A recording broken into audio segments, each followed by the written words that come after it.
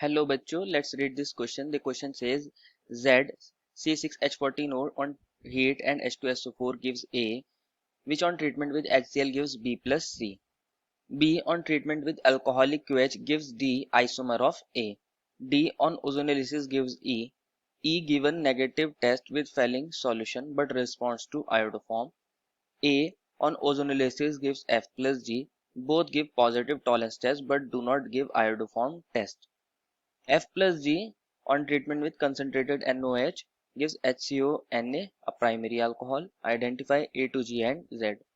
बच्चों इस क्वेश्चन के अंदर हमें बहुत सारी रिएक्शंस दे रखी हैं और हमें फाइंड आउट करना है कि A से लेके G तक क्या क्या हमारे पास बन रहा होगा और Z क्या होगा। तो फर्स्ट ऑफ ऑल बात करते हैं हम की कंसेप्ट की।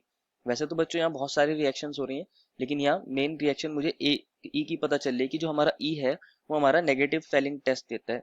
तो और नेगेटिव फेलिंग टेस्ट बच्चों वो देते हैं जो केटोन्स होते हैं। तो हमारा E क्या होगा बच्चों, एक केटोन्स होगा।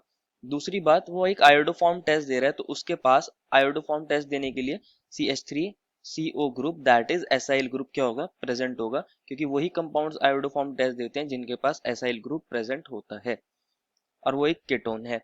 तो अब बात करते हैं डी के ओजोनेलिसिस की। डी का ओजोनेलिसिस अगर हम करा रहे हैं तो हमें मिल रहा है ई। ई और ई की अभी हमने देख लिया कि ई क्या है, केटोन है और उसके पास CH3 C double bond group है। क्योंकि वो केटोन है तो यहाँ एक कार्बन तो होगा ही। अब बात करते हैं डी की। डी एक आइसोमर है किसका, ए का, तो इसका फॉर्मूला भी क्या होगा, C6H12। जो ओजोनेलिसिस रिएक्शन होते हैं वो दिखाते हैं हमें एल्कीन, और जब भी हम एल्कीन्स का ओजोनेलिसिस कराते हैं, ये अगर हमारा R1 है, ये R2 है और ये R3 है, और अगर ये वाला R4 है, और मैं इसका अगर ओजोनेलिसिस करा दूं O3 और H2O के साथ ट्रीट करा देता हूँ इसे, तो क्या होता है, यहाँ ओवरऑल बॉन्ड क्लीव हो जाता है और हमें दो कार्बोनाइल कंपाउंड्स देखने को मिलते हैं। This is R1, this is R2, this is R3 and this is R4। तो ओवरऑल क्या हो रहा है, हमें दो कार्बोनाइल कंपाउंड्स देखने को मिल रहे हैं। और क्योंकि डी भी एक एल्कीन हो सकता है, उसका फॉर्मूला C6H12 है और एल्कीन ही इस ओजोनेलिसिस रिएक्शन को इजीली दिखा देते हैं, तो डी भी एक एल्कीन है। और यहाँ पे एक चीज इंपॉर्टेंट है, जब भी हम ओजोनेलिसिस कराते हैं तो हमें ओवरऑल टू कंपाउंड्स देखने को मिलते हैं। ये हमारे टू कंपाउंड्स होते हैं। तो ई भी कितने बन रहे होंगे, दो बन रहे होंगे, दो ई बन रहे होंगे एक्चुअल में यहाँ पे। और डी के अंदर 6 कार्बन है, तो हमारे पास यहाँ ई जो है उसके अंदर टोटल एक ई के अंदर 3 कार्बन होंगे और वो एक कीटोन है। तो ऐसा कीटोन कौन हो सकता है बच्चों, सिर्फ और सिर्फ एसीटोन। तो ई हमारा एसीटोन है। अगर मुझे वापस जो कार्बोनाइल कंपाउंड्स है उस एल्कीन में जाना हो तो मैं क्या करता हूँ, सिंपली ये ऑक्सीजन को निकाल देता हूँ और इन दोनों कार्बन को जोड़ देता हूँ, तो मुझे ओरिजिनल एल्कीन मिल जाता है। तो सिंपली लरली हम यहाँ पर ई के साथ भी यही करेंगे, हम दो ई के मॉलिक्यूल लेंगे, हमारे पास ये दो ई है और ये डबल बॉन्ड हो और ये CH3, और एक और ई ले लेते हैं, ये हमारा CH3C डबल बॉन्ड हो और ये CH3, और मुझे वापस जाना है डी के पास। तो मैं क्या करूंगा, इनमें से ये दोनों ऑक्सीजन को निकाल दूंगा और कार्बन कार्बन को जोड़ दूंगा थ्रू डबल बॉन्ड, तो हमारा डी बन जाएगा CH3 और ये हमारा डबल बॉन्ड। अगेन यहाँ पे एक CH3 है और ये भी CH3 है और ये CH3 है। अगर आप इसको चेक करोगे तो ये मॉलिक्यूलर फार्मूला जो हमारा C6H12 है उसके साथ मैच भी करेगा और ये हमारी कंडीशंस को भी सेटिस्फाई कर रहा है। ये O3 हो गया और इसको हम करा रहे हैं H2O जिंक के साथ ट्रीट कराते हैं। अब देख लेते हैं, हमें डी तो पता चल गया है। अब क्वेश्चन ने कहा है कि जो ए है वो भी ओजोनोलिसिस से F प्लस जी दिखा रहा है, मतलब ए भी क्या होगा, ए इज ऑल्सो एल्कीन। तो हम बोल सकते हैं ए भी हमारा एल्कीन है क्योंकि वो भी ओजोनोलिसिस रिएक्शन दिखा रहा है और वो भी दो प्रोडक्ट बना रहा है। ए ने बनाए हैं हमारे दो प्रोडक्ट, लेकिन उससे पहले बात करते हैं कि ए को अगर हम C6H12 जो है उसको HCl के साथ ट्रीट करा रहे हैं तो हमें B प्लस C मिलता है और B को अल्कोहलिक QH से D मिलता है। तो बच्चों हमें D तो पता चल गया, ये हमारा D था और ये बन रहा है अल्कोहलिक QH को B के साथ ट्रीट कराने पे, तो ये हमारा B है और इसको मैं ट्रीट करा रहा हूँ अल्कोहलिक KOH। क्योंकि B का फॉर्मूला हमारा C6H13Cl है और हम इसको अल्कोहलिक KOH के साथ ट्रीट करा रहे हैं। अल्कोहलिक KOH क्या करता है बच्चों, डिहाइड्रो हेलोजिनेशन करता है, दैट इज ये HCl इसमें से निकाल लेगा, तो हमारा D बन गया होगा।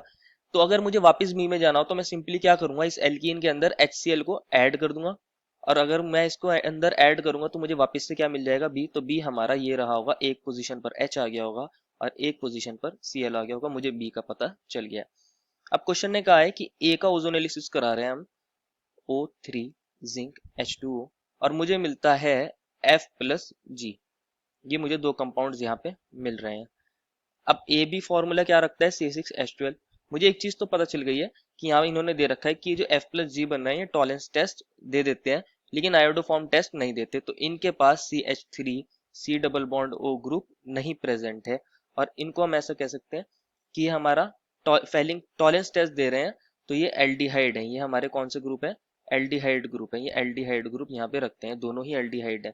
और एक लास्ट में रिएक्शन दिया कि अगर मैं F प्लस जी को कंसंट्रेटेड NaOH के साथ ट्रीट करता हूँ तो मुझे यहाँ HCOO Na मिलता है और साथ ही मिलता है एक प्राइमरी अल्कोहल। अब प्राइमरी अल्कोहल फॉर्म हो रहा है, तो मुझे समझ आ गया कि जो हमारा F प्लस है दोनों ही एल्डिहाइड है, कंफर्म हो गया है। दूसरी ये वाली रिएक्शन हमारी कौन सी रिएक्शन है, कैनिजारो रिएक्शन। कैनिजारो रिएक्शन के अंदर क्या होता है, वो एल्डिहाइड्स हमारा ऑक्सीडाइज भी हो जाते हैं और रिड्यूस भी हो जाते हैं जिनके पास अल्फा हाइड्रोजन नहीं होता। कैनिजारो रिएक्शन, देयरफॉर इन दोनों के पास क्या है, नहीं है। क्या नहीं है, नो अल्फा एच। तो इस बेसिस पे मुझे एल्कीन का एक स्ट्रक्चर आ रहा है। वो एल्कीन क्या हो सकता है, ए हमारा हमारा जो ए एल्कीन है वो ये हो सकता है। अगर यहाँ मैं डबल बॉन्ड लगा दूं और ये हमारी एल्कीन हो, अगर मैं इसका ओजोनोलिसिस करा देता हूँ, जिंक और H2O से इसको ट्रीट करा देता हूँ, तो ओवरऑल यहाँ पे ये बॉन्ड क्लीव हो जाएगा और हमें मिल जाएगा HCHO प्लस यहाँ हमारा C डबल बॉन्ड OH और ये हमारा दूसरा एल्डिहाइड। इसमें से एक हो सकता है F और दूसरा हो सकता है G, और दोनों के पास ही नहीं है नो अल्फा H। क्योंकि दोनों एल्डिहाइड है तो ये फेलिंग टेस्ट दे देंगे, लेकिन दोनों के पास एसाइल ग्रुप नहीं है तो ये हमारा आयोडोफॉर्म टेस्ट नहीं देंगे। अब बात करते हैं इसके अंदर इनकी कंसंट्रेटेड NaOH के साथ ट्रीटमेंट पर। अगर मैं इनको कंसंट्रेटेड NaOH के साथ ट्रीट करा देता हूँ तो ये कैनिजारो रिएक्शन दे देते हैं। एक का हो जाएगा ऑक्सीडेशन और रिडक्शन भी। HCHO किस में कन्वर्ट हो जाएगा, HCO नेगेटिव Na पॉजिटिव में, और साथ ही वो देगा हमें methanol that is CH3OH। Similarly G का भी क्या हो जाएगा, oxidation as well as reduction. तो ये किसके अंदर कन्वर्ट हो जाएगा, यहाँ CH2OH के अंदर, और साथ ही कन्वर्ट हो सकता है COO नेगेटिव और Na पॉजिटिव के अंदर। तो यस, ये हमारी कंडीशंस को भी क्या कर रहे हैं, सेटिस्फाई है। तो ए का जो स्ट्रक्चर हमने देखा है ये सही होगा और ये हमारे फॉर्मूले को भी क्या करता है, सेटिस्फाई करता है।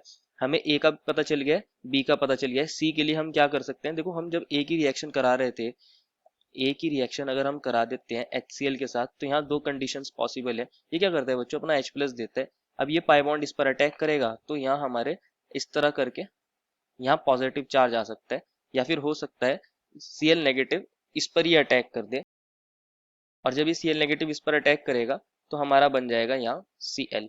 या इसके अंदर दूसरी पॉसिबिलिटी क्या है कि ये रीअरेंज कर सकता है, और रीअरेंज करने से हमारा यहाँ 1,2 मिथाइल शिफ्ट देखने को मिलता है।